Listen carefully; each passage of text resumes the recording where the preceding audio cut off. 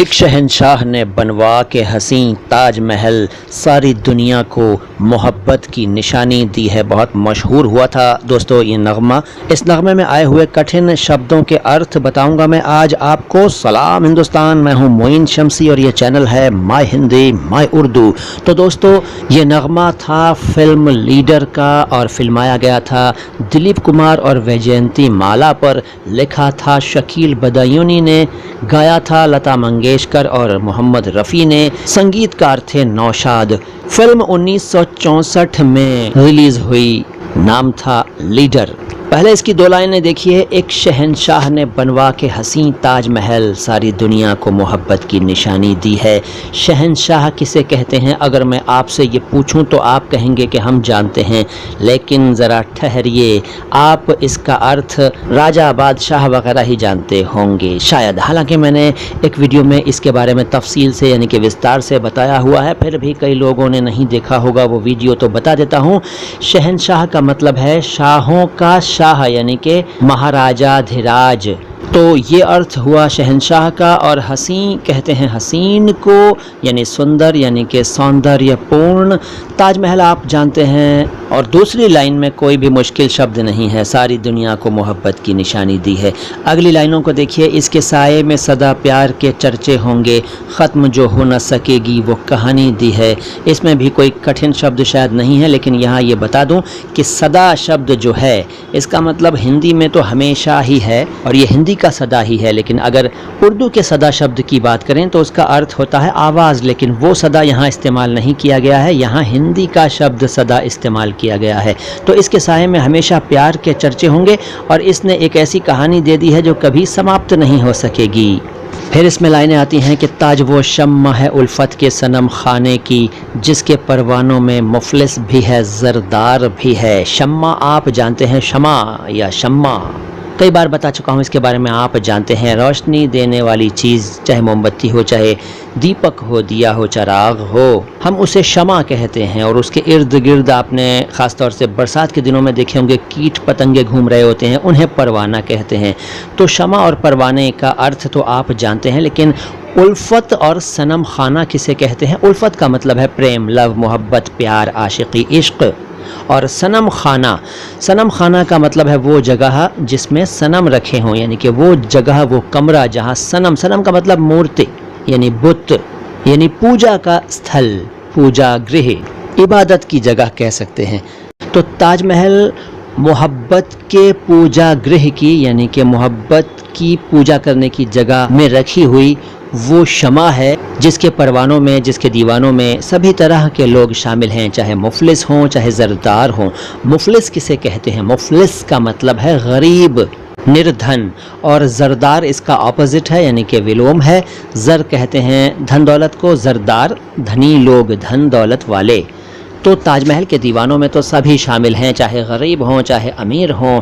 और संगमरमर में समाये हुए ख्वाबों की कसम, मरहले प्यार के आसान भी दुश्वार भी हैं। संगमरमर आप जानते हैं, लेकिन यहाँ एक बार फिर याद दिलाना चाहूँगा अपने व्यूअर्स को कि संगमरमर पत्थर कुछ नहीं होता। संगमरमर पत्थर या संगमरमर का पत्थर नहीं कहना चाहिए, क्योंकि संगमरमर का मतलब है सफ़ेद पत्थर। संग माने पत्थर, मरमर एकदम सफ़ेद, तो संगमरमर ही कहना काफ़ी है। इसमें पत्थर शब्द कुछ लोग जोड़ देते हैं, न जोड़ें। बात चली तो मैंने ये एडिशनल इन्फॉर्मेशन आपको दी। संगमरमर में समाये हुए ख्वाबों की कसम। ख्वाबों और ख्वाबों दोनों ही शब्द चलते हैं, शब्द वही है, लिखा ऐसे ही जाएगा जैसा आप देख रहे हैं, लेकिन उच्चारण ख्वाबों भी है, ख्वाबों भी है। सपना इसका हिंदी शब्द है, ये आप जानते हैं। कसम को कई लोग कसम कहते हैं, कसम न कहें, कसम है कसम। तो संगमरमर में समाये हुए ख्वाबों की कसम, इस संगमरमर से बने हुए अजीम शाहकार में जो सपने समाये हुए हैं उनकी कसम खाता हूँ, ऐसा कहता है कवि। और ये कहता है आगे कि मरहले प्यार के आसान भी दुश्वार भी हैं। मरहले किसे कहते हैं? मरहला का मतलब होता है स्टेप्स, स्टेजेस। प्यार के स्टेप्स, प्यार के स्टेजेस, प्यार की विभिन्न सीढ़ियाँ, प्यार के विभिन्न चरण।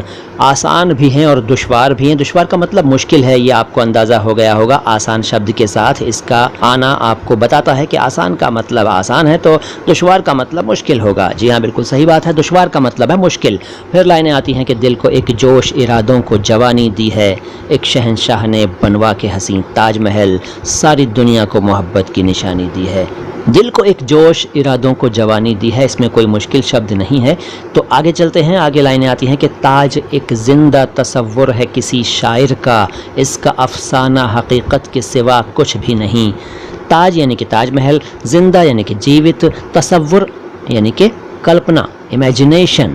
तो ताजमहल जो है वो किसी शायर की एक ज़िंदा कल्पना है, एक जीवित इमेजिनेशन है, और इसका अफसाना यानी कि इसकी कहानी हकीकत के सिवा कुछ भी नहीं। इसकी कहानी जो है वो सच्चाई पर आधारित है, यानी कि इसकी कहानी झूठी नहीं है, सच्ची है। हकीकत का मतलब सच, सच्चाई, ट्रुथ। इसके आगोश में आके ये गुमा होता है, ज़िंदगी जैसे मोहब्बत के सिवा कुछ भी नहीं। आगोश किसे कहते हैं? आगोश का मतलब है आलिंगन, गोद, बाहों में आकर। इसकी बाहों में आकर, इसके आगोश में, इसके आलिंगन में आकर, इसकी गोद में आकर ये गुमा होता है। गुमा का मतलब एहसास होता है, धोखा होता है, ख्याल होता है, बहुत सारे अर्थ हैं। यानी इसके पास आकर ऐसा लगता है कि ज़िंदगी जैसे मोहब्बत के सिवा कुछ भी नहीं, यानी जीवन जो है वो केवल प्रेम ही है, प्रेम के अलावा जीवन कुछ है ही नहीं।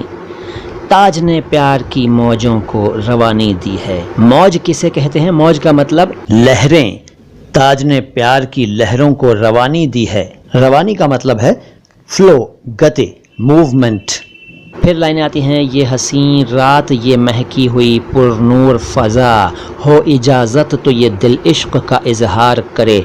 हसीन रात आप जानते हैं, महकी हुई यानी कि सुगंधित आप जानते ही हैं। पुरनूर फ़ज़ा ये क्या होता है? पुरनूर का मतलब है नूर से पुर, पुर का मतलब भरी हुई, नूर मतलब प्रकाश, प्रकाश से भरी हुई यानी कि एकदम रोशन, रोशनी भरा, रोशनी भरी हुई। फ़ज़ा मतलब वातावरण, एटमॉस्फेयर, माहौल। यानी ये हसीन रात और रोशनी से भरी हुई, रोशनी भरे माहौल से महकी हुई ये सुंदर रात ऐसी है कि इसमें मन करता है कि अगर आपकी इजाज़त हो तो हमारा दिल इश्क का इजहार करे। इजाज़त आप जानते हैं, अनुमति, इश्क, प्रेम, लव, मोहब्बत आप जानते हैं। इजहार का मतलब प्रकट करें, जाहिर करें, जाहिर करना, इजहार करना। फिर है कि इश्क इंसान को इंसान बना देता है, किसकी हिम्मत है मोहब्बत से जो इनकार करे। इसमें कोई मुश्किल शब्द मेरे हिसाब से है नहीं। तो इसके बाद आता है, आज तकदीर ने ये रात सुहानी दी है।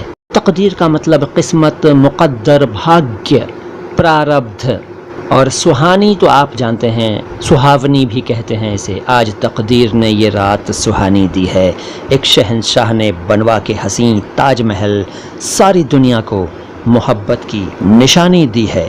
तो हमें यकीन है कि इस नग़मे में आए हुए मुश्किल शब्दों के अर्थ आज आपको मालूम हो गए होंगे। बहुत जल्द आपकी सेवा में फिर से उपस्थित हो जाऊंगा लेकर कोई और नई जानकारी जिससे आपको फ़ायदा होगा। फ़िलहाल तो मोइन शम्सी को इजाज़त दीजिए, और अगर आपने हमारे इस वीडियो को अभी तक लाइक नहीं किया है तो जल्दी से लाइक का बटन दबा दीजिए और सब्सक्राइब भी कीजिए हमारे चैनल को यदि नहीं किया हो। बेल आइकन भी प्रेस कर दीजिए यदि कभी नहीं किया हो, और कमेंट बॉक्स में कुछ ना कुछ ज़रूर लिखिए। हमारे वीडियोज़ के लिंक्स को अपने दोस्तों के साथ अपने सोशल मीडिया प्लेटफॉर्म्स पर शेयर ज़रूर किया करिए।